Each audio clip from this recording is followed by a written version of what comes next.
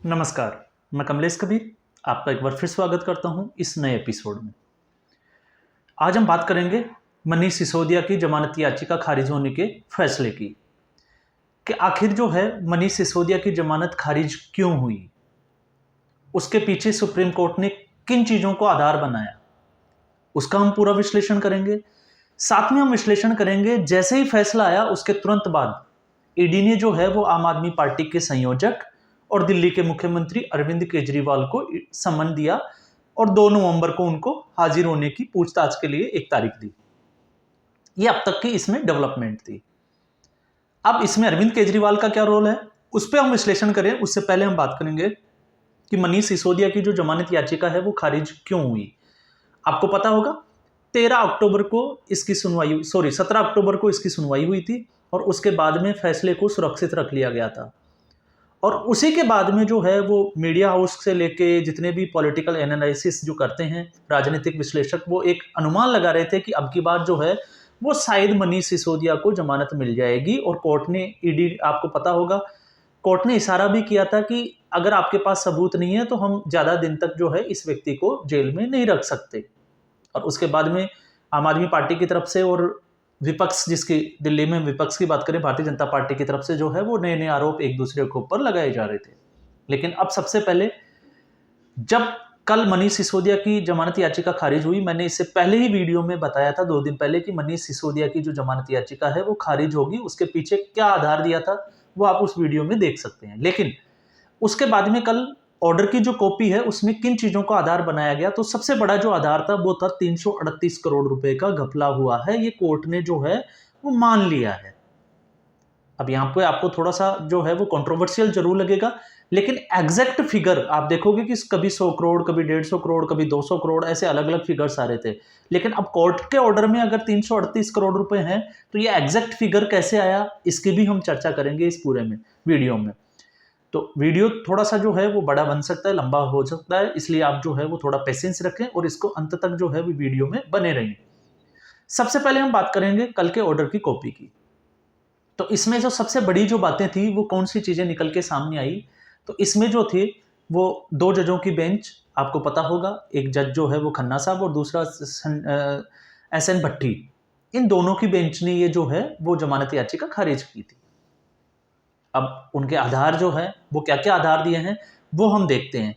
सबसे पहले ये इस मुद्दे को जान लेते हैं कि ये मुद्दा जो है वो 8 जुलाई 2022 को दिल्ली के मुख्य सचिव नरेश कुमार की, भारतीय जनता पार्टी के द्वारा लगाया गया नियमित था, चीफ सेक्रेटरी के द्वारा जो है एक कंप्लेंट दी गई थी एलजी सक्सेना को और उसकी अनुमति के बाद में जो है ये मुकदमा दर्ज हुआ था। और उसमें फिर लगातार जो है वो लोगों के गिरफ्तारियां सामने आती रही। अब इसमें जो है, इसमें सबसे बड़ा जो मुद्दा था वो ये था कि पुरानी पॉलिसी में जो कमीशन था वो 5% था और नई पॉलिसी में जो था वो 12% कर दिया गया। अब हम इसको डिटेल से समझते हैं कि इस पूरे मुद्दे में है क्या। तो सबसे पहले कोर्ट ने जो है वो कौन कौन सी चीजों को जो है वो माना है वो भी हम समझ लेते हैं।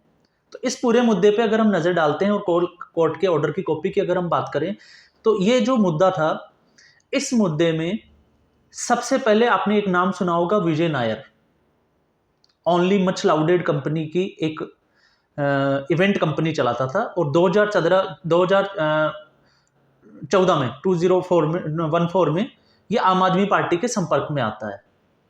और उसके बाद में सोशल मीडिया की जो रणनीति होती है और फंड रेजिंग का जो काम है वो लगभग जो है वो विजय नायर ही देखता था। और 2018 में आते आते ये जो है वो और ज़्यादा जो है वो अरविंद केजरीवाल के करीब और मनीष सिसोदिया के जो है वो और ज़्यादा, जिसको हम कहते हैं कि करीबी लोगों में ये जाना जाने लग गया। और उसके बाद में तो ये जो है वो कई फैसलों में भी जो है वो अपनी सलाह देने लग गया था। ये जो है ये इसमें जो केस है उसकी डेवलपमेंट की ये खबर है। अब विजय नायर जो है उनके ऊपर आरोप थे, एक तो षड्यंत्र और एक गड़बड़ी, और इसी के लिए जो है वो विजय नायर को गिरफ्तार भी किया गया था। और ये विजय नायर ही जो है वो अरविंद केजरीवाल के लिए मुसीबत बनने वाला है, क्योंकि अब अरविंद केजरीवाल को भी कोई नहीं बचा सकता। क्यों नहीं बचाएगा, क्यों नहीं बच पाएगा, इसमें हम थोड़ा आगे जाके जो है इस पे भी विश्लेषण करेंगे। तो विजय नायर, अब विजय नायर जो है आपको पता होगा 15 मार्च 2022 को जब मनीष सिसोदिया का जो कंप्यूटर था उसकी जो हार्ड डिस्क से जो नई पॉलिसी जो थी उसकी जब कॉपी निकाली गई थी तो उसमें जो कमीशन था वो 5% था, और उसके 2 दिन बाद में इसको चेंज करके जो है वो 12% कर दिया गया। और उसी वक्त 16 और 17 तारीख को जो है वो विजय नायर और उनके 4 जो दोस्त थे, 4 जो जिसको हम कहते हैं कि लिकर्स के, चाहे डिस्ट्रीब्यूटर, होलसेलर या जिनकी कंपनियां थी, वो लोग, चाहे वो बाबू हो, अरुण पिल्लई हो, इसके अलावा जो है वो रेड्डी हो, और एक और नाम थे, वो चारों जो है उनकी लोकेशन दिल्ली की थी, वो दिल्ली में ही थे। और उसके बाद में जो है वो जो नई पॉलिसी जो आई थी उसमें जो है वो 5% की जगह जो है वो 12% कर दिया गया। ये एक खबर विजय नायर का, इसमें रोल क्या था। इसके अलावा जो एक्सपर्ट की जो कमेटी होती है जिससे ओपिनियन लेना होता है, किसी भी नई नीति को लागू करने से पहले कोई भी सरकार हो उसकी एक एक्सपर्ट कमेटी होती है। उस एक्सपर्ट कमेटी के पास में ये जो है वो पूरा प्रपोजल, जिसको हम कहते हैं कि नया कोई भी अगर अध्यादेश या कोई भी चीज़ अगर बिल लाना हो या इसके अलावा जो है कोई भी नई नीति बनानी हो तो वो उसके पास जाती है। और इस जो कमेटी थी, ओपिनियन जो कमेटी थी, उसमें जो है वो चीफ जस्टिस, एक फॉर्मर चीफ जस्टिस भी थे और उनके अलावा 3 लोग और थे। उन तीनों लोगों ने और फॉर्मर चीफ जस्टिस की जो कमेटी थी उसने ये सुझाव दिया था कि ये सही नहीं है, लेकिन उनके इसको मनीष सिसोदिया ने जो है वो कैंसिल कर दिया कि नहीं, हमने जो नीति बनाई है ये वही नीति रहेगी। तो यहाँ पे दूसरी बात ये हो जाती थी कि वो जो एक्सपर्ट कमेटी जो बनी थी उसकी भी जो बात है वो यहाँ पे मनीष सिसोदिया के द्वारा नहीं मानी गई। तो ये मोटे तौर पे 2 चीजें। उसके बाद में आगे जाके इसमें क्या हुआ उसको भी हम थोड़ा सा समझ लेते हैं। उसके बाद में जो कमीशन दिया गया था उसके साथ में एक चीज और ऐड कर दी गई कि जो भी इसमें लाइसेंस, जो जिसका लाइसेंस लगेगा या लाइसेंस जिसको खरीदना है डिस्ट्रीब्यूटरशिप का, उसको एक मुश्त जो है वो सरकार को 5 करोड़ रुपए देने पड़ेंगे। इसके अलावा जो कमीशन था वो जो था वो हटा दिया गया। अब इससे कोई भी होलसेलर है अगर वो कितनी भी बिक्री करें उसको सिर्फ एक ही बार जो है वो 5 करोड़ रुपए देने पड़ेंगे, बाकी का जो है वो उसका कमीशन चला जाएगा, सरकार के उसमें कुछ नहीं आएगा। इसलिए कोर्ट ने ये माना है कि इससे जो है वो सरकारी खजाने को नुकसान हुआ है, क्योंकि इससे पहले लाइसेंस के अलावा जो भी बिक्री होती थी, चाहे वो ज्यादा हो चाहे कम हो, उसके अनुपात में जो है एक कमीशन जो है वो सरकार के खजाने में जाता था, वो बंद कर दिया गया। और उसी कमीशन को जो है वो इन लोगों ने जो है वो रिश्वत, जिसको हम कह सकते हैं कि पार्टी फंड कहें चाहे चुनाव में खर्चे के लिए इस्तेमाल किया गया। दूसरा जो था, एक मैन्युफैक्चरर जो है वो एक ही होलसेलर के साथ में एग्रीमेंट कर सकता है, लेकिन एक होलसेलर जो है वो मल्टी जो मैन्युफैक्चरर है उनके साथ एग्रीमेंट कर सकते हैं। तो इससे ये अंदेशा लगाया कोर्ट ने। कोर्ट का ये कहना है कि इससे ये अंदेशा लगता है कि ये जो है कमीशन वाली जो बात है वो 1-2 बंदों के हाथ में ही हो, इसलिए इसको ज्यादा जो होलसेल डिस्ट्रीब्यूटर्स थे उनको नहीं दिया गया, ताकि कमीशन लेना जो है वो इजी हो जाए। और उसके लिए विजय नायर के कहने पे ही जो है, उसकी सलाह पे ही जो है एक मैनेजर भी इसके ऊपर नियुक्त कर दिया गया, ताकि बहुत सारे लोगों की इसमें इन्वॉल्वमेंट ना हो। ये कुछ चीजें जो है वो कोर्ट की जो कॉपी है उससे ये चीजें सामने निकल के आ रही है। अब इसमें आगे अगर हम चलते हैं तो 338 करोड़ रुपए का फिगर कहां से आता है, तो 338 करोड़ रुपए का कोर्ट ने ये माना है कि जो 5% से जो कमीशन जो था वो 12% तक बढ़ा दिया गया, तो 7% जो कमीशन बढ़ाया गया। और उस नई पॉलिसी को जब रद्द किया गया, लागू करने से रद्द करने तक जितनी भी जो शराब की बिक्री हुई उसमें 7% के कमीशन में जो है वो 338 करोड़ रुपए होते हैं, और वही जो रुपए हैं वो कमीशन के तौर पे जो है बाद में वो रिश्वत के तौर पे लिए गए। तो इसको जो है वो कोर्ट ने ये फिगर ऐसे माना है 338 करोड़ रुपए, क्योंकि कल से बहुत सारे लोग ये अंदाजा लगा रहे थे कि ये 338 करोड़ रुपए जो है वो कहां से मिले। तो ये 7% का जो कमीशन होता है वो टोटल जो बिक्री हुई ये उसके अनुपात में है। तो इसमें जो है कोर्ट ने ये सीधे तौर पे ये माना है कि इससे सीधा ये लगता है कि इसमें जो है वो सरकारी खजाने को चूना लगाया गया है। और लाइसेंस, आप एक चीज और देखिएगा, इसमें ब्लैक लिस्टेड कंपनियों को जो है वो लाइसेंस दिए गए, और ब्लैक लिस्टेड कंपनी में आपको पता होगा महिंद्रू, आपने नाम सुना ही होगा। इंडो स्पिरिट कंपनी के जो मालिक थे समीर महिंद्रू, ये विजय नायर के बड़े क्लोज थे और ये पहले से ब्लैक लिस्टेड थे, लेकिन इसके बावजूद जो है वो इनको लाइसेंस दिया गया ताकि इनको कमीशन लेने में आसानी हो। तो इससे आप अंदाजा लगा सकते हैं कि ये जो मनीष सिसोदिया की जो जमानत याचिका है वो खारिज क्यों हुई थी। साथ ही कोर्ट ने यह भी कहा कि अब जो है वो मनीष सिसोदिया 3 महीने तक वो कोर्ट नहीं जा सकते, लेकिन ईडी को भी ये आदेश दिया कि 7 से 8 महीने से में इस ट्रायल को कंप्लीट करें।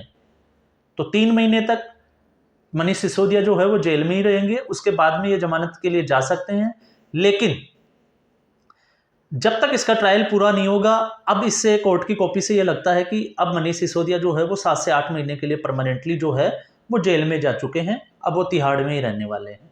तो ये जो कोर्ट ने जो है जिन चीज़ों को माना है, क्योंकि सीधे तौर पे ये जो है वो एविडेंस नहीं आते मनी ट्रेल के। अब आते हैं अरविंद केजरीवाल। अरविंद केजरीवाल को आपने देखा होगा, जैसे ही ये फैसला आता है उसके कुछ समय बाद में अरविंद केजरीवाल को जो है वो ईडी समन भेजती है 2 नवंबर को उपस्थित होने के लिए। अब उसके पीछे की वजह क्या है उसको भी हम समझ लेते हैं।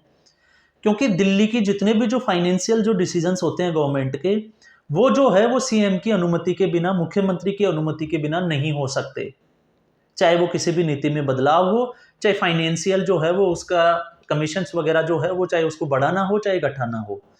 तो अगर मुख्यमंत्री की अनुमति के बिना ये पॉसिबल नहीं है, तो अगर इस नीति में नई शराब जो नीति थी उसमें अगर बदलाव किया गया तो फिर इसके पीछे जो है वो अरविंद केजरीवाल का ही हाथ है। और इससे पहले आपको पता होगा कुछ खबरें भी आ रही थी कि ये जो नई नीति जो है, जो नई पॉलिसी जो बनाई गई शराब नीति की, ये अरविंद केजरीवाल के घर पे ही बनाई गई थी। इसलिए अब जो है वो इसमें अगली जो डेवलपमेंट आएगी वो सीधा जो है अरविंद केजरीवाल का सामना होगा विजय नायर का। और ऐसी स्थिति में अगर कोर्ट अगर यहाँ तक पहुंच गया तो अब ये कयास लगाए जा रहे हैं कि अरविंद केजरीवाल भी बहुत जल्द जो है वो गिरफ्तार हो सकते हैं। तो उसके बाद में आपने देखा होगा सोशल मीडिया पे बड़ा चल रहा है कि दिल्ली का अगला मुख्यमंत्री कौन होगा। तो अब ये जो है ये सारी बात आ गई है आम आदमी पार्टी की। इसके अलावा कोर्ट ने जो है वो सेक्शन 7 जो करप्शन एक्ट है उसमें भी ये माना है कि इस तरह से कमीशन खोरी से जो पैसा लिया जाता है उसको जो है वो रिश्वत के उसमें माना जाएगा। तो ये एक बड़ा आधार बनता है जिससे जो है वो घपला माना गया है 338 करोड़ का।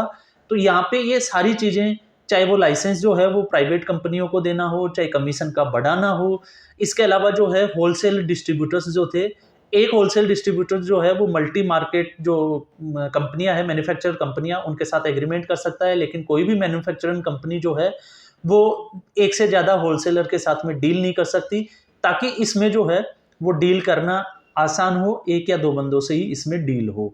तो ये पूरी जो है ये इसकी कॉपी थी और इस कॉपी में जो है ये सारा कुछ इसमें दिया गया है, चाहे वो डेविएशन ऑफ एक्सपर्ट कमेटी हो, चाहे और भी कई चीज़ें हो। तो ये सारे जो है इसको देखते हुए अब जो है वो ये लग रहा है कि इसमें अरविंद केजरीवाल का जो है वो जेल में जाना बिल्कुल तय माना जा रहा है। और इसके अलावा और कुछ चीज़ें अगर रह रही है तो एक बार हम इसको देख लेते हैं। बस तो ये जो कुछ पॉइंट्स थे ये मैंने उसकी कॉपी से सर्च किए, उसके बाद में मुझे लगा कि इस पर मुझे बात करनी चाहिए और ये सारी जानकारी फिर मैंने इकट्ठा की और फिर उसके बाद में मैंने इसको वीडियो बनाना जो है वो उपयुक्त समझा कि अब जो है हमें इस पर एक वीडियो बनाना चाहिए। बाकी आगे की जो डेवलपमेंट क्या होगी उसके लिए आप चैनल को सब्सक्राइब करें, क्योंकि जैसे ही अभी ईडी का जो है वो समन जारी हुआ है और उसके बाद में क्या इन्फॉर्मेशन, क्या न्यूज़ जो है वो सामने आती है, हम उसका भी एक विश्लेषण करेंगे। धन्यवाद।